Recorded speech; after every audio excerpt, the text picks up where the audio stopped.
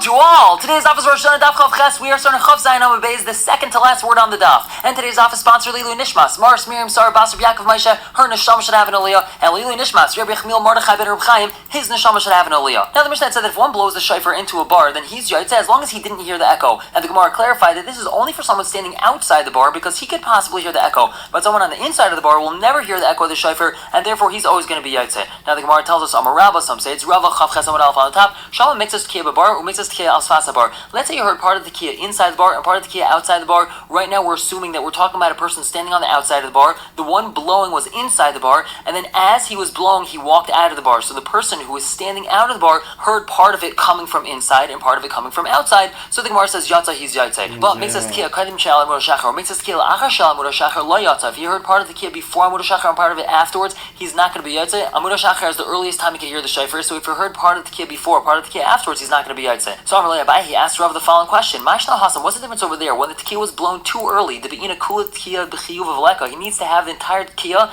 at a time of chiyuv, and it wasn't blown at a time of chiyuv. It was blown before amud shachar as well. Hachanami, so to over here with part of the tkiyah inside the bar, part of the tkiyah outside the bar. Beina kula tkiyah b'chiyuv of leka. We need to have the entire tkiyah b'chiyuv, and we don't have that. Part of it was in the bar, part of it was out of the bar. So Gemara asks, Hachi Hashta, is that really so? Could we really compare the cases? Hasam over there, Lail Lavzman chiyuvahu klal, blowing it at nighttime and before amud shachar. That isn't possibly at all anything to do with the chiyuv when a person would be able to blow, and that's why a person's not going to be yaitza. Hach over here, bar malkam chiyuvahu la'isen amdim bar. A bar is a place where a person could be yaitza if a person's standing inside the bar, and therefore a person could be yaitza his chiyuv even though half it was in the bar and half it was out of the bar. And just like the Gemara said yesterday, remember that means to say to Sava Rabba, he holds shama seif tkiyah b'loy tchiyas tkiyah yatza, that if a person heard the end of the tkiyah, not the beginning, he's yaitza. This person was standing on the outside of the bar. He only heard the end of the tkiyah. That's after the person walked out of the bar to blow, but not the beginning, because the beginning was coming from inside the bar and he's not yaitza. So we see that even if you only heard the end of the tkiyah, he's yaitza. And umela, we also learn from there that tchilas tkiyah b'loy seif tkiyah yatza, if you heard the beginning of the tkiyah, not the end of it, he's going to be yaitza as well. And Tashma, we ask the same question on this like we asked yesterday. Takab Rishaynu mashach b'shniyah kishtayim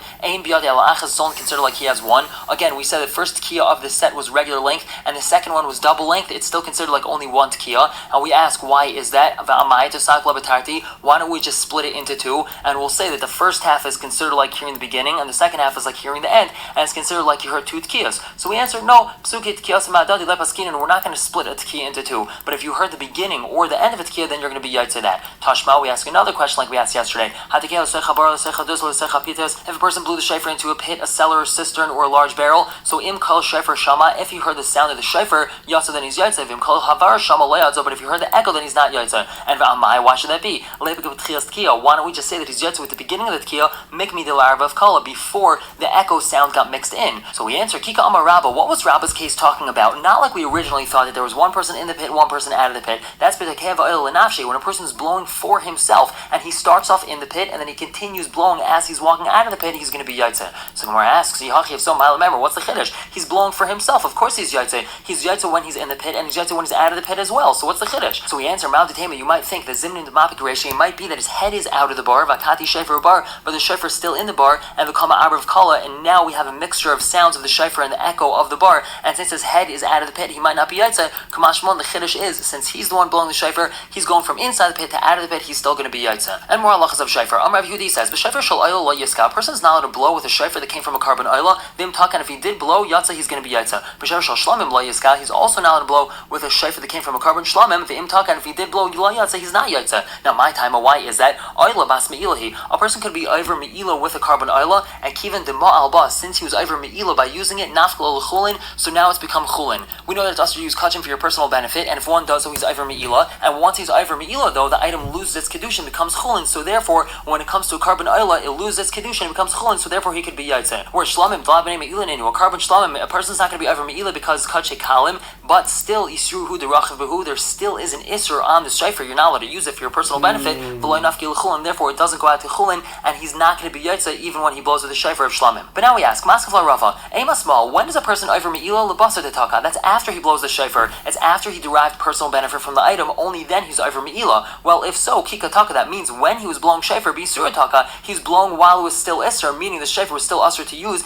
it hadn't been nafak l'chulin yet, hadn't become chulin yet, so why is he yaitze in that case? So Alam Rava, he answers, really, echad zev lo yatza. It doesn't make a difference if the shofar came from an oil or shlamim, he's not yaitze. But then Hadar Amar, he went back and said, echad zev yatza, if it came from a carbon oil or a carbon shlamim, he is going to be yotze his chiyuv. Why is that? And here's an important thing: mitzvahs lav lahenes netnu. Mitzvahs were not given for deriving benefit from, and even if one felt that he benefited from the mitzvah, that's just an indirect result of its performance. So over here, even though he blew the shofar, it's not considered like he's deriving benefit from it, and therefore it's not a mitzvah baba aveira, and he's going to be yotze his chiyuv. And now we have a number of halachas based off of this. Rav Yehuda, he says, b'shofar shel avodah zara lo yiska. A person's not allowed to blow shofar that was used for avodah zara. If he did so, yotze is yotze, because again, mitzvahs lav lahenes netnu. So it's not like he's deriving benefit from this avodah zara. And b'shofar shel anidachas lo yiska. A person is not allowed to blow with a shofar from an ir anidachas. We know that ir anidachas is a city that the majority of people serve the avodah zara. We have to kill everyone in the city, and we are not allowed to use anything in the city. It has to be burned. So you're not allowed to use a shofar from the city. And if a person did use a shofar from the city, lo yotze, he's not yotze. And my time, why is he not yotze? Why is it any different than a shofar of avodah zara? That's because ir anidachas, anything that comes from an ir anidachas, kesuse mechtas shure, it's considered like it's sheer, the requisite amount that we need, the size of the shofar needs to be, is considered completely crushed. What does that mean? Since we said that it has to be completely burned, so we look at this shofar as if it's ashes already, and as if it's not here. So he blew with a non-existent shofar, and therefore he's not yotze his chiyuv.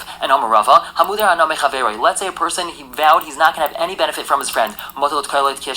He is allowed to blow for him if it's the key of mitzvah, again, because mitzvah slav lahenes netnu. And hamuder haname shofar, if a person vows he's not going to derive benefit from this shofar, he is allowed to blow with it at the key of mitzvah, again, because he's not deriving benefit from it, mitzvah slav lahenes netnu. And Vamarava, another halacha, hamuder haname chaveri, if a person vows that he's not going to have benefit from his friend, maze olav mechates meis hageshamim, he is allowed to sprinkle mechates on him, and meaning if the person became tummy and he needs the mechates sprinkled on himself, he is allowed to have that friend sprinkle it on him, only if it's the meis hageshamim, only if it's the winter, because he's not going to be deriving any benefit from this water. Avaloi meis hachamo, but not in the summer, because he might be deriving benefit. The coolness of the water being sprinkled on him will be considered deriving benefit. And hamudar anam mayan, if a person vowed he's not going to derive any benefit from a spring of water, taival by tefillah shel mitzvah meis hageshamim, he is allowed to immerse himself. If he has a chiyuv to immerse himself, he became tamei, so now he needs to make himself tahar. He is allowed to immerse in the meis hageshamim if it's during the winter time, avoloi meis hachama, but not during the summertime. Now we're going to be talking about kavana in mitzvahs. Shalchol elavu the Shmuel, they sent the following to the father of Shmuel. Kefayva achal matzah. Let's say they forced him to eat matzah, and he ate it, yatsa, so he's yatsa. Even though he didn't have kavana that he's going to be yatsa his mitzvah of eating matzah, he's still yatsa his mitzvah. Kefayman, who forced him to eat it? Ilay mekfay shade. If you want to say that a demon forced him, this doesn't mean that a demon actually forced him. That means he was possessed by a momentary bout of insanity, and in his state of insanity, he ate this matzah. But v'hatani, we have a brass that says that he's not going to be yatsa. Why is that? Because if we have itim chalim itim shaita, if we have a person who sometimes is sane and sometimes he's insane, kshu chalim, so when he's in his sane state, he's like a regular sane person, and therefore he has all the different chiyuvim, and if he does that chiyuv, he is yatsa his chiyuv. If he's in his state of insanity, he's considered like a shaita, and he's not chayiv in mitzvahs anyway. So if we're saying this person ate matzah, and he was being forced by this demon that was inside of him, meaning he was temporarily possessed by this craziness, so he's not chayiv anyway at that point in time. So what does that mean that he's yatsa his chiyuv? So Rav Ashi says, shikfu parsim, is that the Persians, they forced him to eat matzah for whatever reason. They were forcing him to eat because they wanted him to eat matzah, and he ate it, but not because he wanted to be yatsa his mitzvah, just because he didn't want to be killed by the Persians, and he still yatsa his chiyuv of eating matzah, even though he had no intent to be yatsa the mitzvah of eating matzah. Now Amar Rava, some say it's Rabba, Zoysameres had to kale a shear. If a person blows shofar, and he's really just trying to play a beautiful song, but it happens to be that he's blowing all the things that he's supposed to blow on Rosh Hashanah, yatsa, he's still yatsa. The Gemara's pshita, is that obvious? Hanuhach, it's the same exact case that we said about eating matzah. Gemara says, no, it's still not so pasha. You might have thought, Hasam achel matzah merachman achel. Over there, the Torah says, eat matzah. At the end of the day, he ate matzah, even though he didn't have intent to be yatsa the mitzvah. But over here, in the case of Tkiyah Shofar, it's zichron shua. The pasuk says it's a zichron shua, it's remembrance of trua.